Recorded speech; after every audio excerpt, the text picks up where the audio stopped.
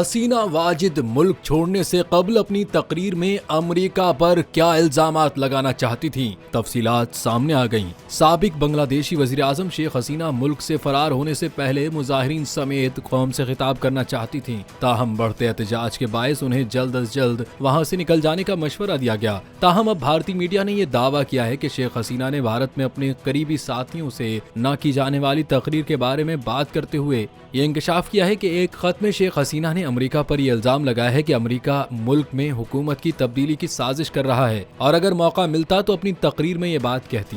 اس کے علاوہ شیخ حسینہ اپنی تقریر میں یہ بھی کہنا چاہتی تھیں کہ وہ طلباء کی لاشوں پر اقتدار میں آنا چاہتے تھے، لیکن میں نے اس کی اجازت نہیں دی اور میں نے وزارت عظمیٰ سے استعفیٰ دے دیا۔ میں اپنے سرزمین کے لوگوں سے درخواست کرتی ہوں کہ براہ کرم بنیاد پرستوں سے جوڑ توڑ نہ کریں۔ وہ اپنے ورکرز سے یہ کہنا چاہتی تھیں کہ امید مت ہاریں، میں جلد واپس آؤں گی۔